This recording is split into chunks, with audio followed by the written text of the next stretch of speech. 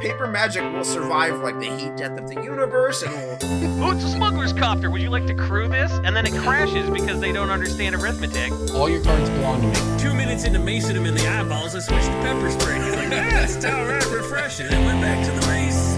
Magic is dying. I'm done. Selling everything. I might be a hoarder. And yes, I don't have the crayons or glue to explain this to you right now. What, are you gonna die twice? Oil will be worthless before magic cards will. well, okay, Dr. Man. That's Mr. Dr. Professor Jason. More than ever, and I don't think the show you're going to is good for this, more than ever, I think that designing your inventory display cases for complementary goods kind of thing is like, I'm fine having like the $4 Unis sending staff in my case, and like I'll put it up to $5 because I can price gouge whatever. Because someone's gonna come up and buy the $50 Final Fantasy card, and they're like, "Oh, I would also like to buy every other Final Fantasy Secret Lair card you have in the case." Like, I think there is some value in creating that texture if you are at shows where people like that will engage. That was a big thing I learned at PAX. Actually, was I was going to put some of the Sonic Secret Lair cards in my display case. And I was like, well, maybe I won't put the $2 Amy Rose in my case. But I just put it in there for $4, and I sold like 15 of them. Yeah, because they just want one of everything, and like that's a rounding error of the transaction. Right, exactly. Nobody's just coming for Amy. Like, I'm sure they are on Reddit, but... I'm charging an extra $2 for the service fee of having brought every Sonic card. And like, we used to talk about how players would complain that people didn't have dresses or whatever at a con.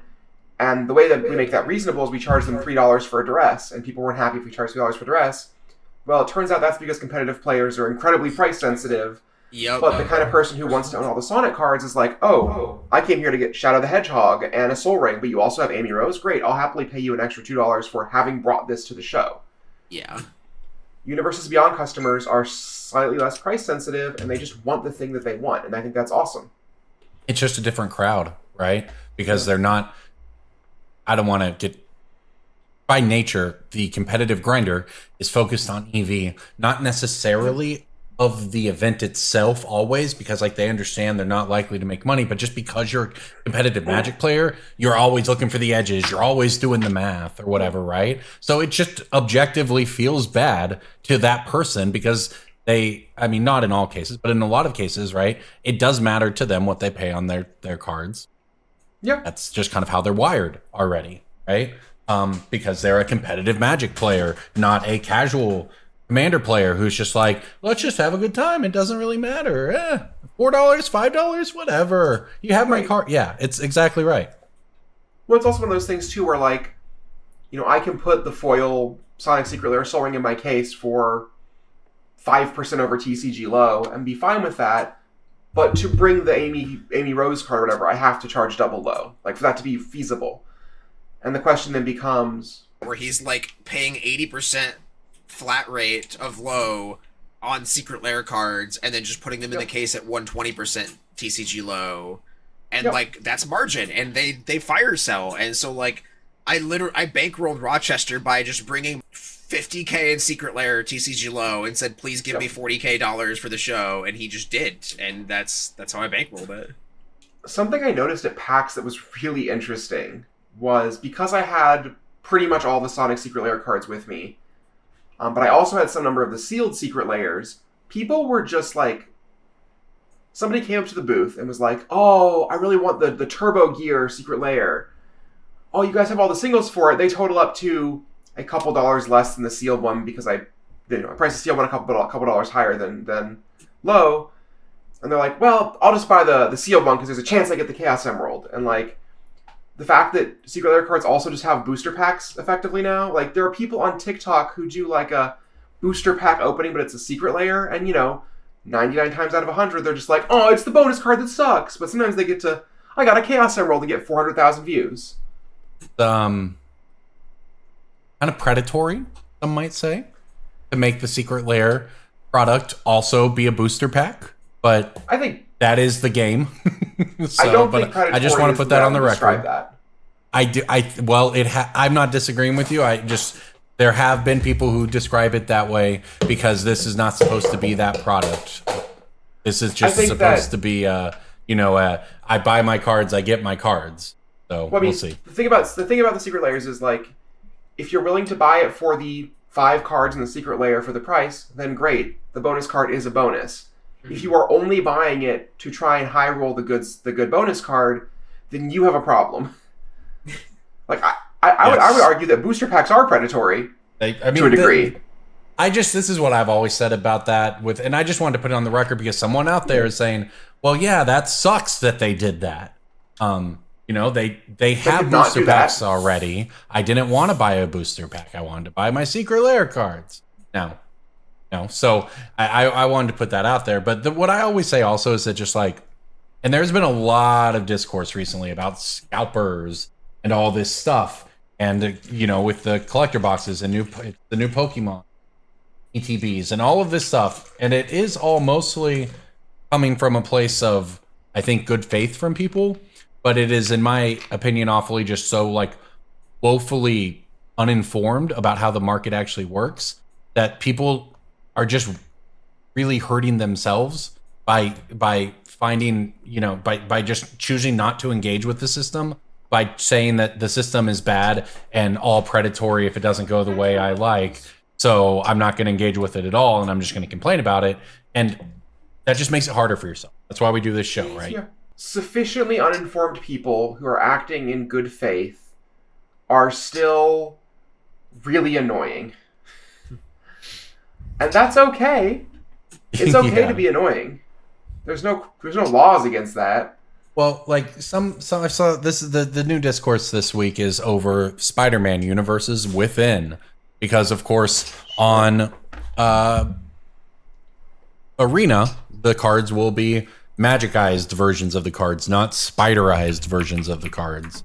And it's weird and all this stuff. But like I saw people unironically arguing, Wizards just didn't know this was going to be the case until they got it. What a dumb company who just signs these contracts and doesn't even realize that they didn't get the rights to it. They didn't even tell players about it. They just dropped this news on us today. And we just need to understand that a lot of the market is that person. My pick of the week is child safety locks, Corbin. You should invest in child safety locks because more people above the age of 18 apparently need them nowadays. That's my pick. Welcome in, everybody. It's Brainstorm Brewery. Corbin, do your cool guy radio voice. My cool guy radio voice? Yeah, not like a regular Corbin, I'm a journalist voice, but like do your cool guy radio voice. Corbin's radio voice is definitely like a 11:30 p.m. time slot. Yeah. Like, ladies and gentlemen, I am Corbin Hostler. And yeah, that is. Do some sultry, smooth jazz. When I used to very back in the day do voiceovers for news or like newsreels or whatever for TV, it would be I wouldn't go for like a super loud. It'd be much more of a talking calm. Welcome in to the show, everybody.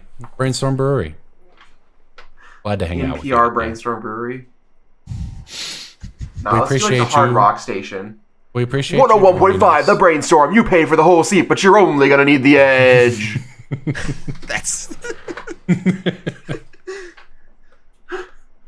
Well, we've got all of that and more on this show. We've got range here. We've got range. Unlike, for instance, the standard metagame that I was at in Orlando last weekend, where 6 of the top 8 decks. Now, I went back and listened to the show last week, which, by the way, was a banger by the 3 of us. You should go listen to that.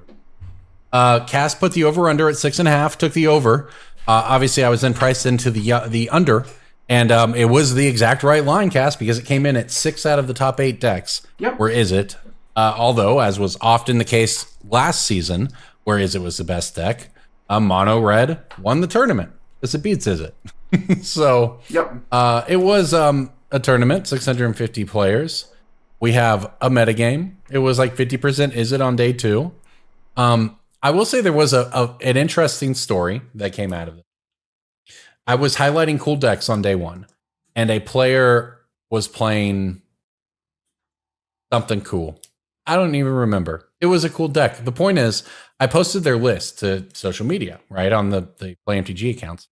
Well, I'm immediately met by a couple responses that are along the lines of, imagine having Wizards co-sign your illegal deck.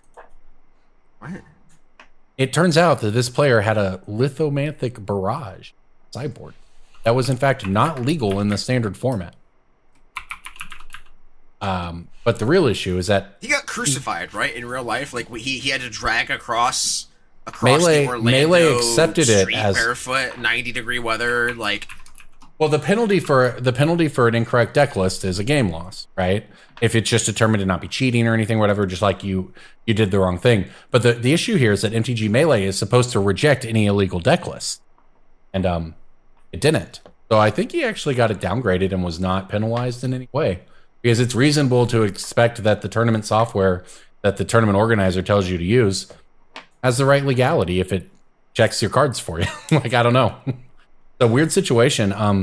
But that was, I guess, the highlight of social media, where it wasn't just people yelling about the metagame, was that there was kind of some fun there, where it was able to help a player avoid like a future game loss that he might have gotten, right?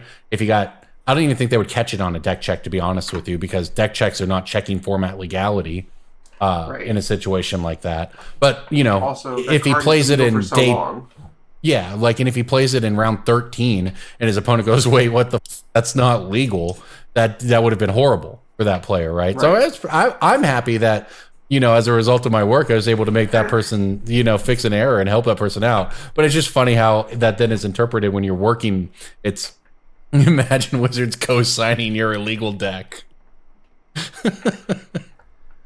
The internet is a fun and lovely place that I had to spend all weekend on.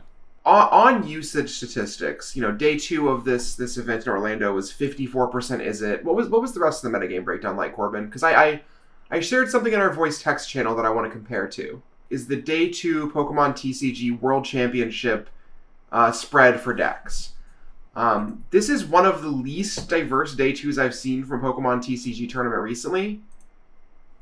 And the day 2 was 38 players, 29% of the field on Golden Go EX.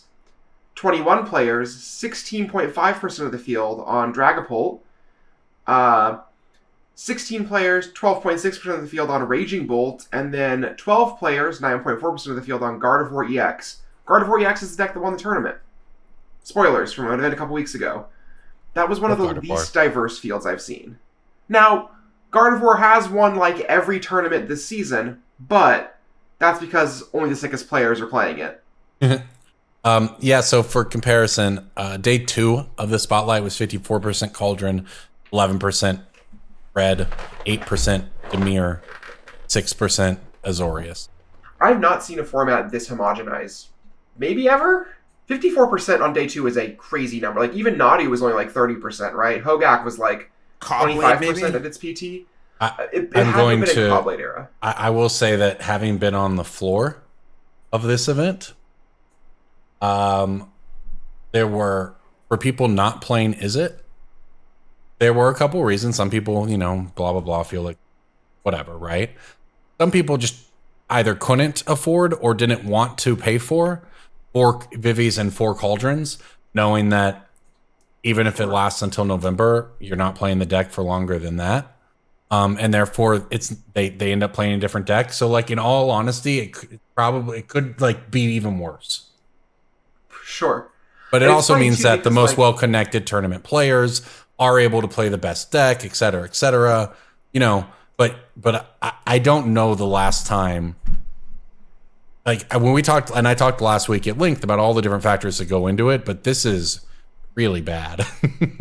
I mean, and I think another thing to that point is for the Pokemon metagame, I think the most expensive deck in that field is like $90, maybe $100 because it had some new cards in it. And so, imagine if Vivi and Cauldron were like $5 cards. Would the field have been 70% Vivi on day 2? Maybe.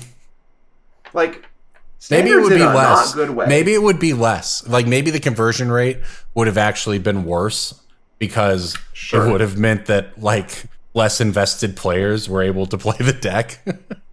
Because think about it, if you are spending $400 on play sets of those 2 cards, you're probably going to put some work into being good at it. One would hope. One would hope. Oftentimes not the case in competitive Magic spaces, but that's okay. Here's the real problem.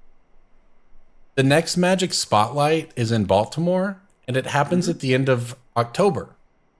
The announced window for bannings is in early November. There will be just Spider-Man, which no one thinks is making huge changes to the metagame, from what I understand, between now and then. So what is it going to look like? So, like, if Wizards is truly sticking to their guns and isn't going to ban anything until November, we can just lock in that Baltimore is going, I think it's Baltimore.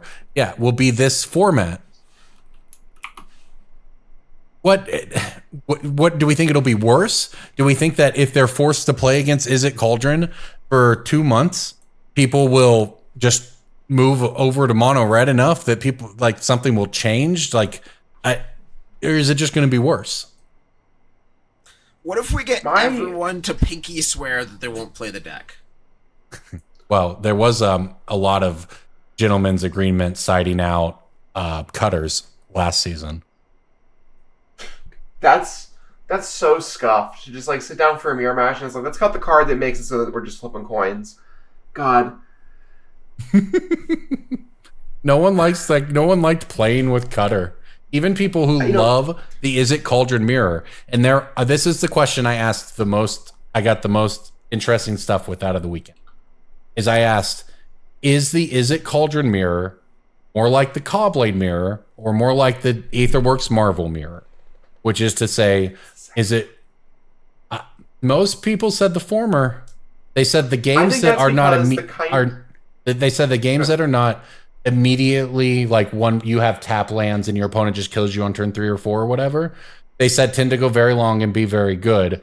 But you do have an amount of games where, and this is not something that happened with Cawblade, right? That's where comparison kind of down. But where like one player literally just wins on the spot. I think because it seems to me you get 2 types of games out of playing the mirror.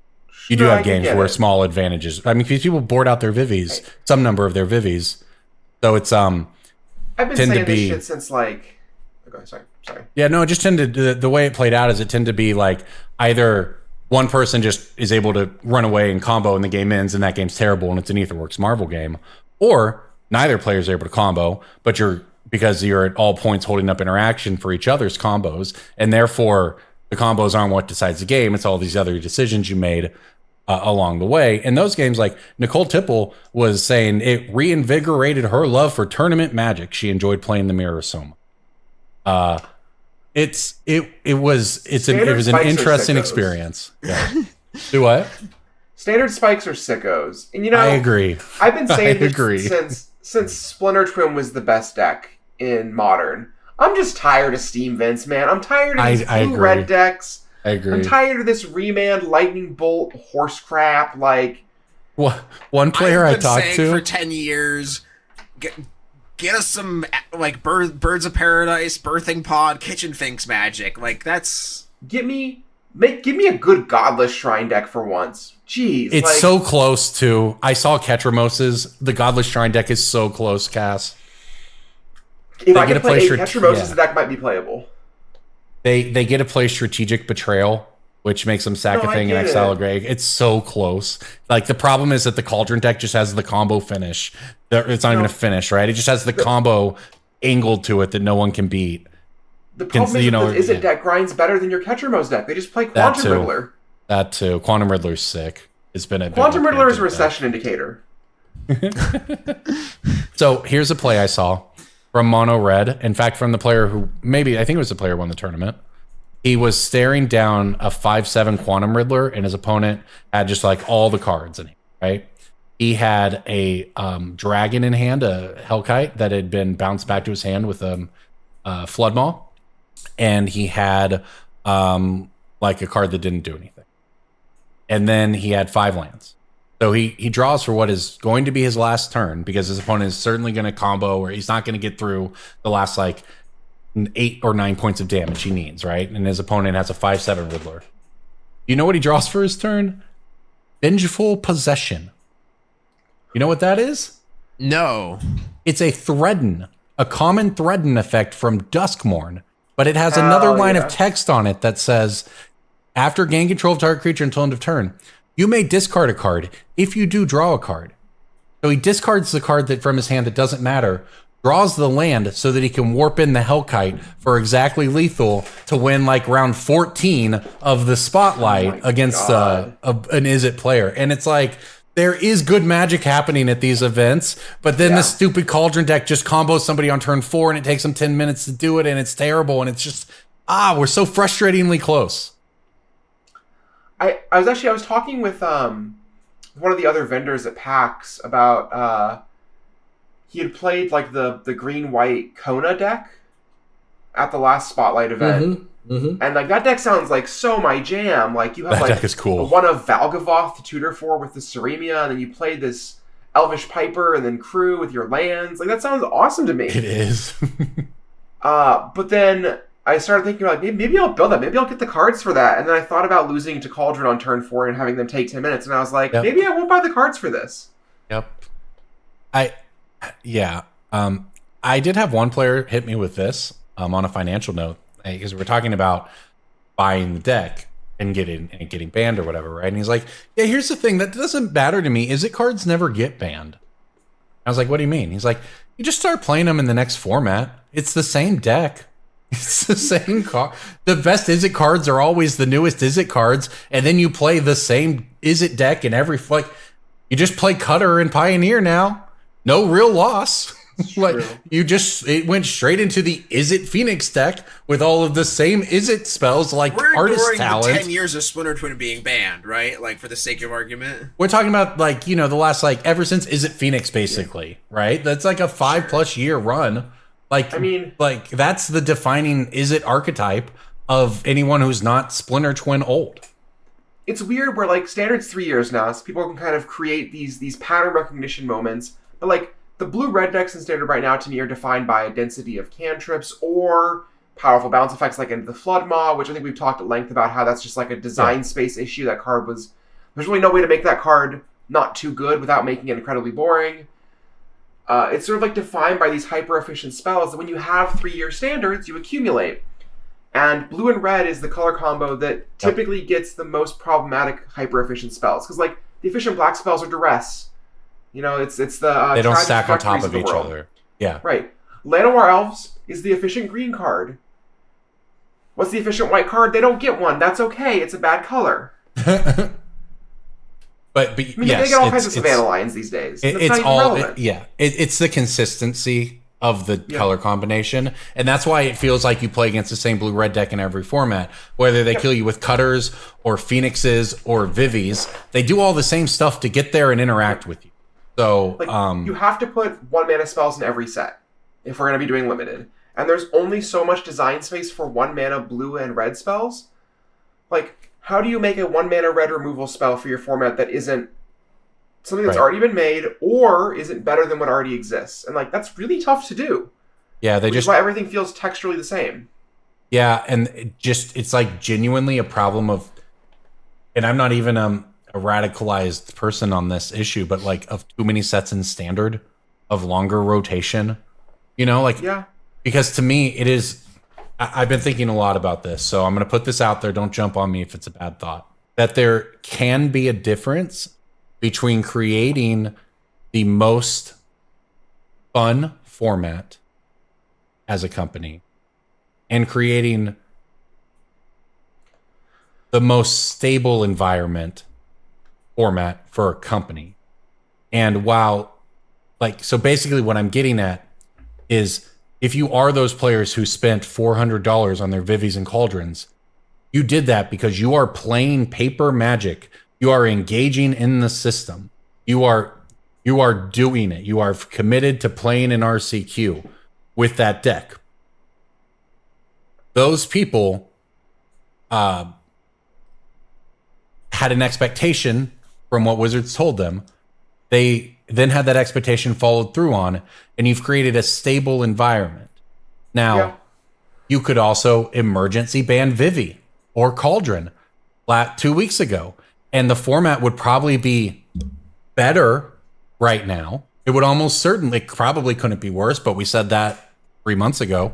But like, it probably would be quote unquote better. But what is the actual impact on the players who did the thing not the players talking about the thing, like the players who did the thing and bought the cards in paper and drove to an RCQ. What do they want? And is that group more impacted by a banning decision versus a group you're hoping to bring in by making the format more appealing? Like those two, that I think we keep having this conversation because we just, like, whatever your reasons for saying the formats aren't perfectly balanced, they're not perfectly balanced. Okay, that just is what it is. If you are the people making the banning decisions on that end, there are so many considerations that don't just start and end with what is the most fun format. Yep. And that makes this a really tough conversation for everyone. I'm going to say something that I don't say, that maybe I've never said before, and I probably will never say again, which is, that's a really good point, Corbin. Thank you. Clip that. No, I mean, I think that's real. Like, if you are trying to make this decision, are we going to cater to the person who didn't engage or the person who did? Person who engaged spent money on your game. That person is a customer. The person who didn't engage and is complaining online isn't a customer. Now, they're not a customer because they believe you've mismanaged something. Also known as a Redditor. They say that, right? Right. And maybe, like, not to get too anecdotal about it, but like there's a player who used to told me, if you run modern tournaments on this night, I'll be there. I want to play modern, but I just can't do these nights you're doing. Move this for me and I'll be there every time. Came one time. And it was a friend of mine. Came one time. Like, but I mean, for example, like, if I was legitimately thinking about buying a standard deck 2 days ago, and then I thought, better not. Yep. But if they banned Vivi and Cauldron tomorrow, or, they banned something to try and make the format better, I'm going to Baltimore. My plan is not to play the main event. But if they ban something, I might buy a standard. Like, I think that I am likely to buy a standard deck and play that event because I am the kind of person who would do that. Yeah. How many customers out there are like me? I don't know. But and the other thing is too, you have to. It goes even deeper because if you're Wizards, you say, okay, well, we could do this and we'll pick up Cass in this instance. However, we might lose X person because they bought Vivi Cauldron and are out $400. Okay, and even if we assume that it's a 1-to-1, even if we assume it's a 2-to-1, where you pick up more people, right? There is also a consideration that, well, is the player who got burned literally never going to engage again because that was a traumatic experience for them versus Cass can come in next season when they when you like the format better. Like, there's just so many considerations for it. I'll engage when it's good again. Basically, no matter what, whenever that is, I will. And it's like, they don't need to reacquire me right this second. They already have me, right? I think there's a real cost to losing someone. I think either way, the fact that this many people care about Standard is still a good thing. It is certainly a lot of discussion. Yeah. The fact that this is the talking point, that this being thousands of people, like 600 people going to a bad format, is a way better spot than Standard was in a couple years ago, right? Yeah, I don't care what you say as long as you're talking about me, type shit. Yeah, I mean, you're right. It is better than being literally not talked about. Yep. All right. Well, what we are talking about this week, that's Ban. We have a new sponsor here on the show. We want to give a shout out to that new sponsor, Ban Arbitrage Network. We MTGBand.com, BAN, like the Cauldron, MTGBand.com. We're super happy to partner with them, and EJ is going to give you a brief pitch of what you can look forward to if you choose to check out the site. Yeah, so Bacon Arbitrage Network, also known as BAN, is a group that Cass and I have been a part of for a little while, and it's a network of existing sellers, buyers of Magic and other collectibles, and they have a lot of tools to help you step your game up. They have a upload tracker for any sort of CSV files, so you can convert your data sets from Moxfield, from Mana Box, from TCG Player. You can convert them to buy lists like Card Kingdom, Cool Stuff Inc., Strike Zone, Star City Games, etc. They have very, very diverse and efficient pricing tools that use Scryfall nomenclature, so you can really, really quickly get a lot of data. And there's going to be a bunch of stuff on the screen right now at youtube.com/Brainstorm Brewery, where JJ will put up screenshots of what the pricing data looks like and how customizable it is. There's a lot of things you can do that will really up your game, and you can pay a scaling amount depending on how much data you want. I personally have been a paying member at the highest tier for a couple years now, and it's a pretty big game changer in our world. I cannot advocate enough how useful this tool is, and we are very happy to partner with them, and they have a very active Discord, just like we do. A little bit more active than ours, but if you're getting a Discord, you should be a part of Brainstorm Brewery and Ban, because ours is only $1. So if you give Ban their amount of money, then you get you just put, like, we're the gum in the line at the checkout aisle. Like, just put us in the cart too. At We're the Patreon. the rainbow Tic Like, Tacs. yeah. They're like the prime rib. Ban is the prime rib. We're the rainbow Tic Tacs. And the thing about prime rib, the thing about their Discord, they have my favorite feature, which is the auction night, where you can go and you can learn about game theory while you bid against me. They do have a live auction night every other Thursday that does tend to have things. That part I don't really engage in personally, but you can go. It's real fun. And even if you forget to put in your discount code, which is BSB50, that is BSB50, even if you get to do that, there is still a 7-day free trial for Ban. Regardless, you get your 7-day free trial, and then you get 50% off. And you join the Discord, you start making money, you start to negotiate. The Ban Arbitrage Network is named after the fact that there are a lot of vendors from both North America and Europe and Asia, so all around the world. I don't think there's any Antarcticans, but maybe there might be. I don't know. Maybe they're lurking. Maybe you can. Maybe you're they the play Antarctican. Magic. They play listening to Magic Brainstorm there. Brewery. But there's a lot of arbitrage opportunities to, like, oh, these cards are more expensive in Europe than the U.S. Let's get some people to send those cards over here, or vice versa. That is how the program originally started, but it is now so much more than that. Again, use promo code BSB50, BSB50 to get 50% off your first month, and you always get a 7-day free trial to start with. And there's a few different tiers. There's modern, legacy, and vintage tiers, so pick your preference. Yeah, check it out. We are excited about that. I know I personally have been digging into it a little more, and honestly really wishing I'd done so earlier. But here we are, and here we go. It's time for Breaking Bulk. Breaking bulk time. I'm going to break form a little bit. I almost always stick to the rules and do commons and uncommons. What rule number, Corbin? Tell me the code of. Tell me what article and subsection you're referring to right now. It's in the bylaws. Which bylaws? BSB bylaws. You got to go look them up. Bylaws these nuts, you dick. If I have to give you a link, you don't know. If you have to ask, you can't afford it, DJ. Yeah, DJ, it's in the bylaws. Get your money up. Drink less milk, DJ. Come on. I I forgot about that. But this week, I'm breaking form from those bylaws, and instead of doing a common uncommon, I'm giving you all a blue rare from Duskmorn. Entity Is tracker. this Entity Tracker? It is not. The Silent Hall Creeper. It's Nope, I love that card, 14-1, though. like The mill Mind creature. Skinner. It is the Mind Skinner. It's a 10-1. I looked think at that's it where in you were different getting ways. at it. Yeah, it's a 10-1. Yeah, Mind Skinner, 3 blue. It's $2. Market price. It can't be blocked. And with source you control would deal combat, would deal any damage to a player. Prevent it, and instead, each opponent mills that mini card. Yeah. Mind Skinner, big game, $2. This card is like, if you put this text on a card 10 years ago, it would be a $30 card. Yes. Oh yeah. Now it's $2, and that's okay. That's good. Well, yeah, it was $1, now it's $2. Maybe it'll be $5 one day. Great. I also have a blue rare. Big Nemesis of Reason vibes. Yeah. Yeah. That card was expensive for a while. I also have a blue rare for my Breaking Bulk, but from a different set. Bloomburrow. Ooh.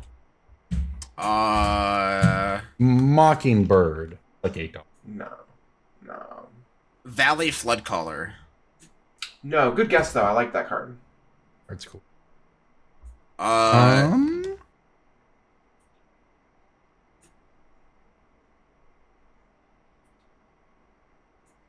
Is it an otter? No. Is it a creep? Yes. What is that magic 8-ball sounding voice you're using? Game show host. I'm Ken Jennings' hungry voice. and low on blood sugar, and so I'm conserving my energy by being demure. Make your guesses or yield. My puzzle stands.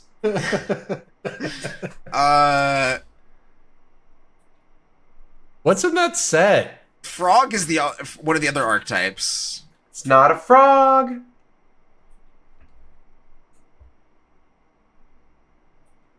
I you concede. yield? I concede. Talent. It's a talent. I don't know. It's a creature. You I said it told was you a it's creature. Do you yield Corbin officially? Oh yeah, According to the It's a bylaws, rat. you don't. a rat. It's Azure Beastbinder. Oh, the yes, that card is played. Yeah, that card's cool. Card has a 50-cent buy list. TCG low is about 50 cents. And I found that buy list using Ban. But I didn't know that was the set that was from. that was from Bloomborough because it's a little rat guy. I thought it was like a Foundations deck, card. and if we ever exist in a world in which Vivi Cauldron isn't the best deck, Dimir is probably one of the best decks. Yeah, Demir is right on the line. It's just too fair. Yep. A lot of This standard card's really decks- strong too. Yeah, a lot of decks have kind of combo finishes in standard, even beyond like the green ball decks, right? Can just hit you with 128 trample out of nowhere. Even decks beyond Vivi have a lot of combo finishes to them. The Dimir deck is just very fair. All right, DJ, what do you got? I guess I gotta make sure I get this because that would mean Corbin would get third place according to the bylaws, and you'd have to run a milk mile, which is we haven't done that in a while. But Are they called bylaws because you're bisexual, Corbin? I actually don't know if you're bisexual. I don't want to accidentally out you. I'm just being a bitch. It's the running joke on this podcast is that unlike other people, I will disclose nothing. It's more fun when they try to say things to me and just ignore them. Keep your secrets. Exactly. my pick is a Core Set 2019 Black Uncommon. 2019 core set Black Uncommon. I don't think it The has any other zombie rankings.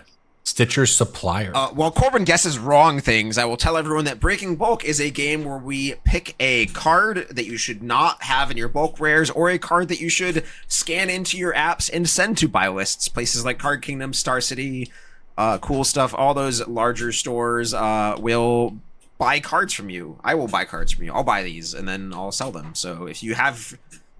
I almost said the card name. If you have these in your bulk, you should pick them out, and that is what Breaking Bulk is all about.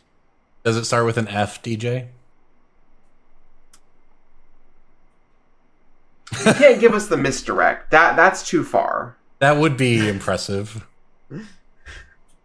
Fetid. According to the Fetid Fifth imp. Amendment in the bylaws, I don't have to answer.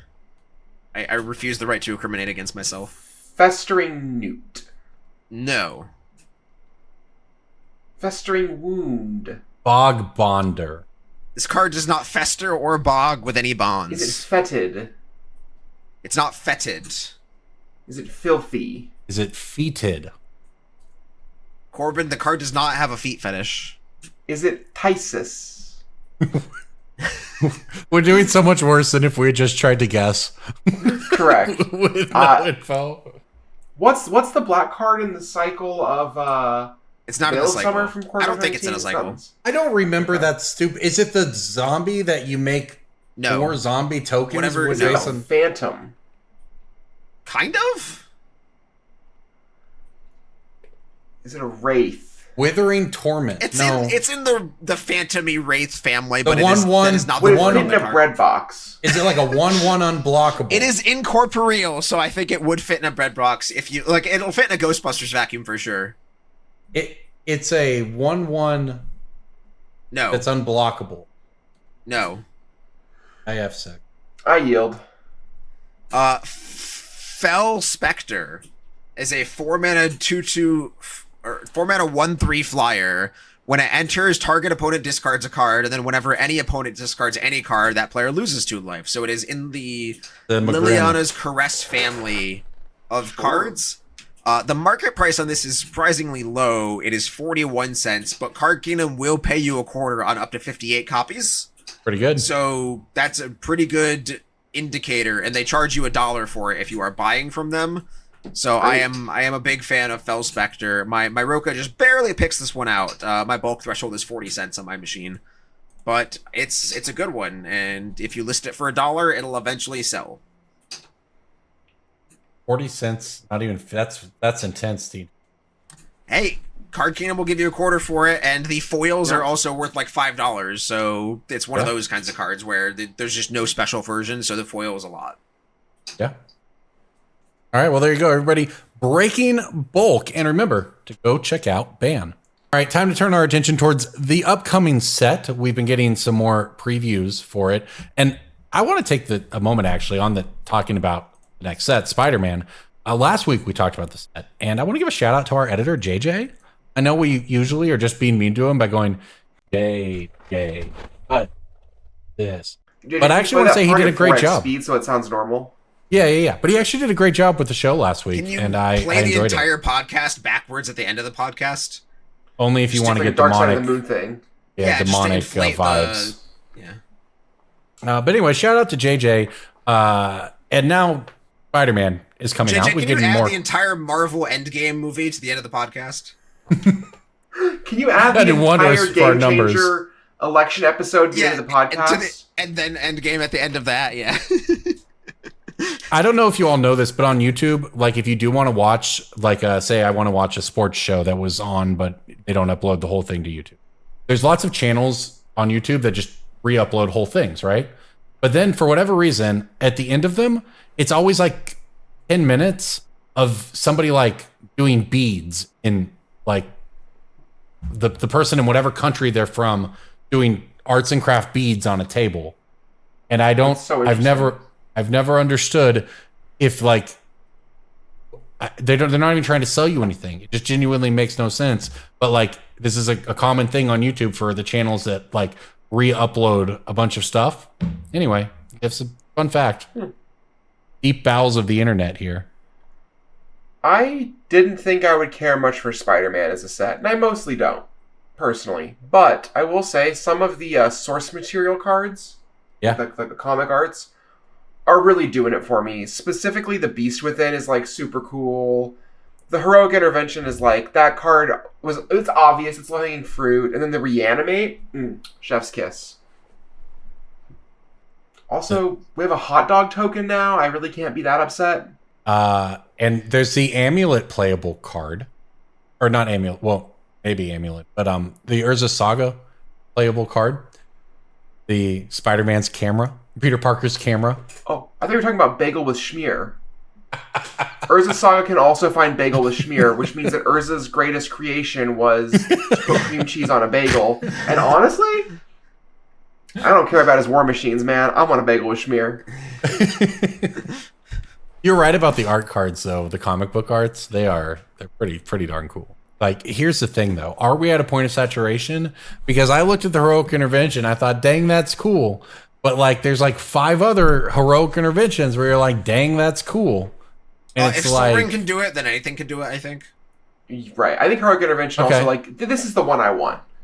I'm sorry, but it's got the superhero on it. Like, that's the It's card. going to be, well, everyone's going to be one someone wants, right? Right. It goes back kind of what you were talking about with like what you want in display on your case at a show is because so many people, and I did this a lot over the weekend in Orlando because it was kind of like for me, I had more downtime than typical. So I did a lot of just kind of wandering and browsing. And the most browsing I did is of all secret lair cards that I've never seen before in my life. Yep. You know, I had no idea this ever existed.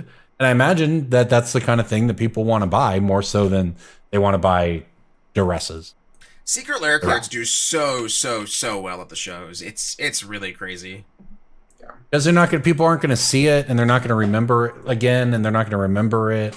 Like it's just a lot more work. Another factor of that, I think, is when you are a player building your deck list on a mobile device, you have fewer opportunities to see multiple versions of a card. Yeah. So like you're going to see something on EDH Rec, or you're going to see something on like a YouTube video where it just shows you a version of the card, and if you're looking at like TikTok or something, it's going to show you the cleanest, most legible version of that card for the sake of the video content. And then when you get to the event, you're going to see something that is completely wholly different than what you've seen before.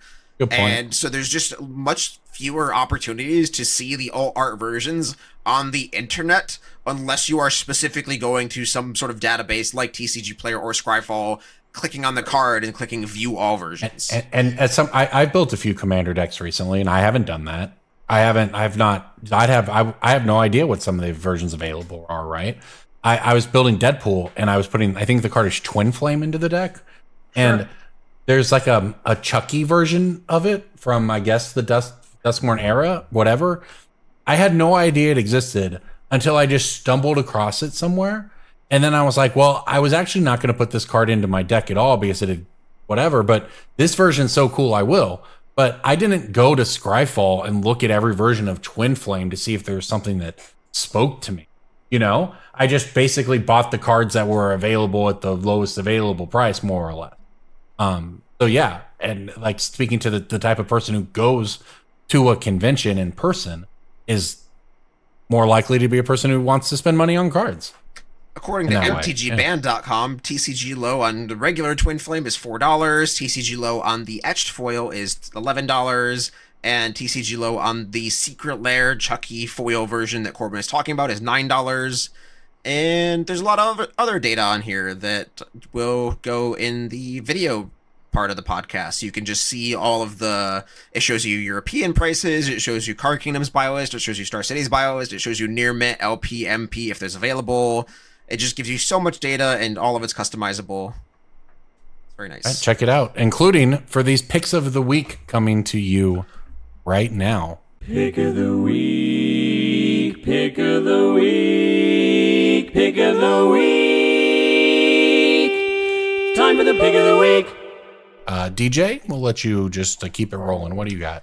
So one of the things that I will do is run cards through my sorting machine multiple times, because once in a while I get the version of a couple things wrong, or I'll just run it through on price, sift out everything over $2, then run the remainder through again. Like running cards through the sorting machine multiple times is something more people should do who own sorting machines.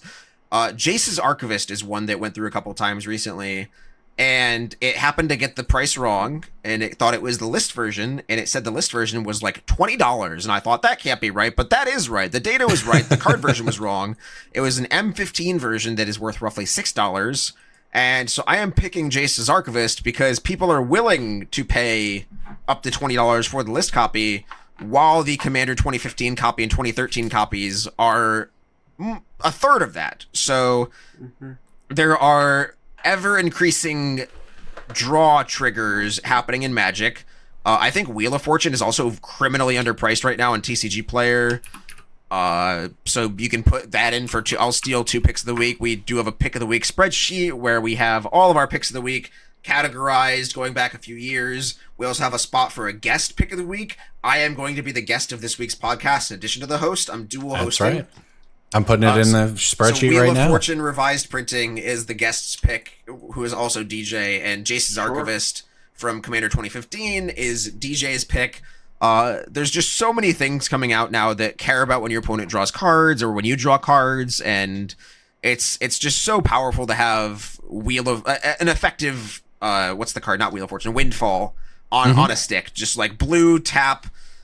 All the draw triggers, all the Orcish Bowmaster nonsense, all the Smothering Tide nonsense. It's just a thing. You get so many game actions going, and very few are the cards that are blue tap. The player base draws 21 or whatever. Like, it's just Right. There's a lot. And the card also, like, outside of its list printing, which was more than 2 years ago, card was originally printed in Core Set 2012, then Commander 2013, then Commander 2015. It has had one list printing in 10 plus years. Card is very primed to spike the next time we get a commander that just says whenever blah, draw card blah. Like, it's going to happen. All right, I'll jump in. I've got a standard card, really low hanging fruit here, despite how high it flies. Nova Hellkite from Edge of Eternities. Really, the card is like $2 right now. It's probably going to be $4 to $5, right? Like, if you are someone who thinks you have any interest in standard at any point in the next 3 years, you probably just grab your $10 playset of Nova Hellkites while you can. It's pretty good. Right? It's a 5 mana 4/5 flying haste. When it enters, it pings a creature an opponent controls. That hits a non-zero number of cards. When you warp it in for 3 and just like for your opponent to the face with it, while also pinging down their siren or whatever, Spyglass Siren that they're going to use a chump block, that kind of thing. The card is just very good, and it also helps the deck go fast enough against Izzet. So if you are at any point thinking about getting in on standard, you like to attack, look at your Nova Hellkite. We love a Raymond Swanland pointy edges artwork.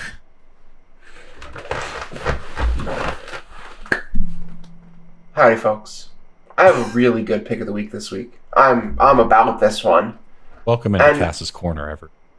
Yeah, welcome in, everybody. We're gonna get cozy, pull up a blanket and some hot cocoa. I hope this one hasn't been picked recently, because I'll feel like a real jerk if it did. But I went to Scryfall and I typed into the advanced search section for text the word spider. And there's only a couple of cards in Magic's history that help spiders in a meaningful way. One of them is Blex, the green-black flip legend from Strixhaven. That's just a lord, though. That's not good enough. Swarmyard just got reprinted. It's dirt cheap. It was a bonus sheet card in Edge of Eternities, and it regenerates every Spider-Man. It is a land that protects your commander of the 20 new commanders coming out in this set. Swarmyard's like $2, $3. That's gotta be wrong. What does the supply drain on this look like? They obviously put it in Edge of Eternities partially as a nod to this new supply issue that's gonna come up with Spider-Man. Me personally, I would be fine owning a brick of 50 or 100 Swarmyards. I feel like that's easy. There's just not a lot of printings of it, are there? Correct. It's in Commander Bloomborough. It's in Time Spiral Remastered. Yeah, it's in Have a secret layer, I believe. It has a secret layer with squirrels on it. Yep. Which has come down in price to 20 over the last couple months. So lots of different versions to choose from. Like, they're definitely going to go back to Bloomborough at some point, and it either gets reprinted again or that's when it will spike hard, not early. Right, with spiders. Yeah, I think it might spike with Spider-Man. Yeah. Yeah. Yeah, I well like done. it. And that's all for Cass's Corners, folks. There's also like a lot of like all these other creature types are still relevant. Like like they've Zask, the Swarm Lord or the Jumpstart Commander, whatever, cares about insects. Rats with Nezumi and Kamigawa, and again, squirrels are always popular. Yeah, like they're all of these creature types are just going to continue to be printed because they're just little guys. Mm-hmm. How many of these creature types were printed because of Swarm? How much Bloomborough do you think took into effect? Like, do you think somewhere they're concepting the ideas for what little creature types they're going to, little critters they're going to have? They were like, we can make Swarmyard work. Only 2 of these types were really big on Bloomborough, right? Rats and the squirrels. Rat and squirrel, yeah. Yeah. That's what I mean. Like, do you think Yeah. They just, like, squirrels they go back to a lot. Rats? Not necessarily. Rats are mostly a Kamigawa thing. Yeah. And, like, they just did the discard thing, right? Like, they had one sort of flavor attached to them, right? But anyway. Okay, well, I think that also does it for us here at Brainstorm Brewery this week. Thank you, everyone, for listening. DJ and Cass, thank you for hanging out. JJ, thanks for doing a great job with the show. And thank you all for listening. Remember, you can go to patreon.com/BSB. Your support is what makes this possible. I will say goodbye because Cass is still waving. See you all later.